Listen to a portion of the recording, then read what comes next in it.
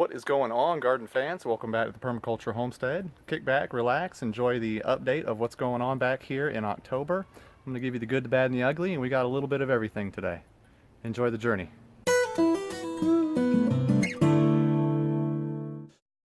October is here. Chilly weather is on the way, and there's still a bunch of perennial things growing. So I know summer has come and gone and killed out a lot of the annuals, but my hardiest of hardy perennials are still here, and I kind of wanted to give you the skeleton framework of what's going on here today. You can see all types of goldenrod is still growing. I said it long ago that I do let the goldenrod and the weeds grow here, basically just for pollination for my bees. It gives them some end of summer and beginning into fall food source. I've chopped and dropped a lot of the weeds out here, and I'm starting some fall planting. Collards, brassicas are going out, collards, kales. I'm putting out arugulas, and a whole bunch of other just fall crops are coming out at this point in the year. Meanwhile, some things from summer are still alive, like basil. I've been pruning a lot of my plants. If you all missed my chop and drop video, I did chop and drop my elderberry, but my goji berry, after pruning, they seem to come back stronger. They're putting on more green growth here before we get a first frost. And I love goji berry. They produce pretty regularly all through spring and all up until a first frost. So this is going to become like my new favorite perennial plant. And I've been drying goji berry a lot more lately. A lot of herbs and perennials in this patch of muscadine grapes. There is pineapple guava still alive, and there is an apricot tree somewhere under that pile of muscadines. So in the winter, once all those leaves drop, I'll of course prune it back and provide some light for the tree that's hiding under that mass of humanity. My rabbits still out doing the thing. And we've got this big renewing, I feel like the things are dying, I'm pruning things out, and some things are coming back. So even though I've pruned my elderberry, they're already showing me signs of life and coming back here. And all this new growth I get for the fall will be what flowers for me in the spring. Update on some of the things I planted early in the spring. Autumn olive are super hardy. I mean, these things were small little twigs in the ground in March, and with no care whatsoever, they've put on a good couple feet of growth. Another good perennial or biennial I would suggest anybody in Zone 8 grow, it's parsley. So I've started parsley in March.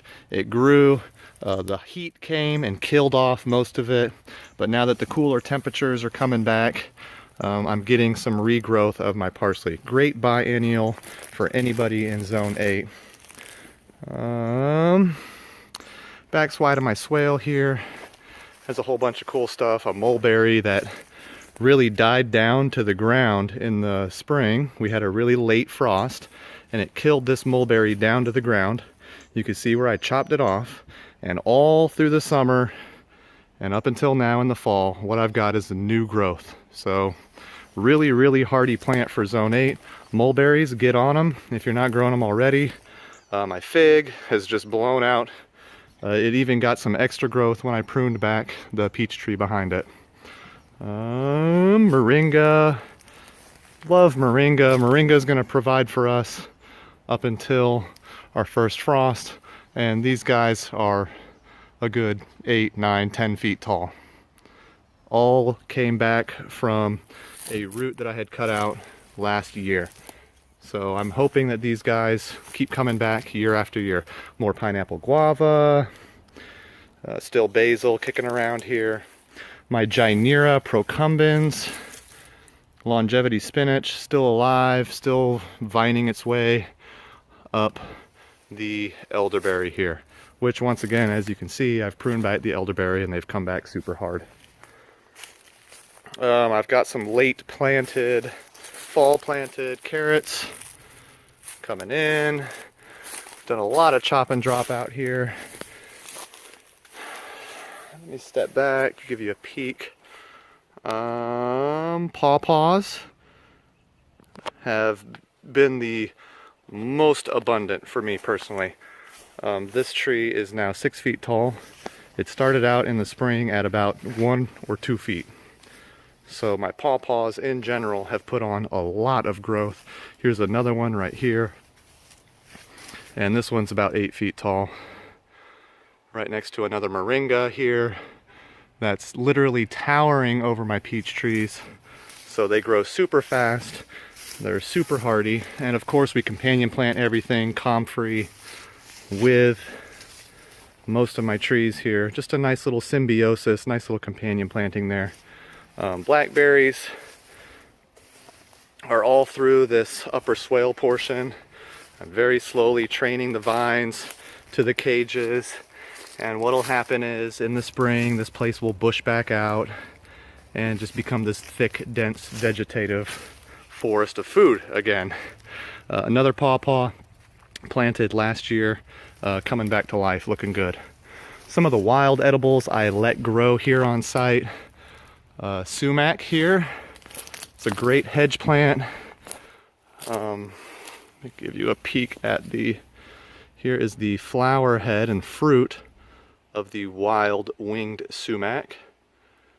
And it's a drupe, they call it. And what I'm going to do is cut that off. I'm going to let it soak in some water, and it'll be like a really nice lemonade drink. That's what the Indians used to do with it. That's what I'm going to do with it. Once again, it's a weed in the lower 48 in the zone 8. However, it's a good food source and it's a good pollination source for my bees here late in the winter or late in the summer, early fall. 3 hugel lumps still here. I'm waiting on a jujube I planted in the fall to come back to life. I'm hoping it does. I have 1 pomegranate failure and another pomegranate that survived our not only summer, but survived my abuse. And of course they all have autumn olive with it, which are hardy to no end. Some of the fruits I'm still getting are my Mexican beauty berry.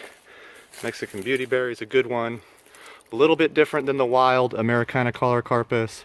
It's a little bit darker berry and actually a little bit sweeter. So I really like these berries. I just come out here and munch on a handful of these as I walk about. They're not as astringent as the native American beauty berry, Mexican beauty berry. Plums in the back, looking pretty good.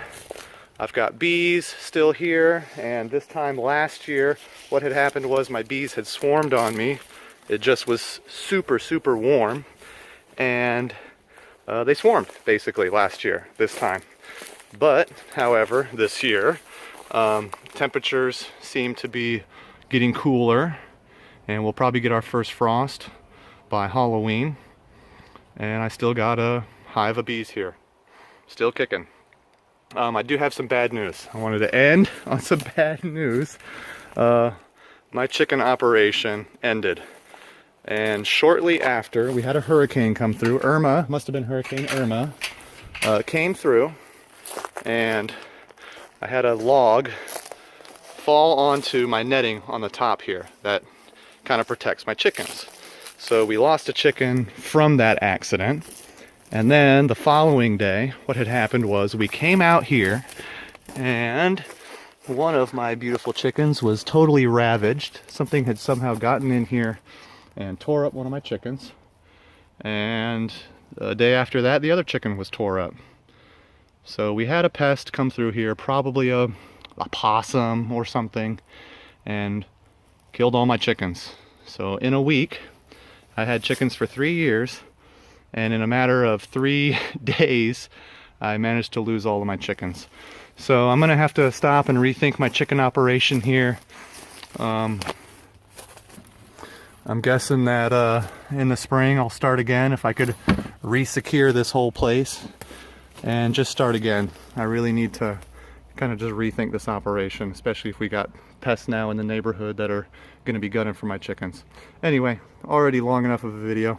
I appreciate y'all coming, hanging out by the homestead. You got any questions about suburban homesteading, just ask.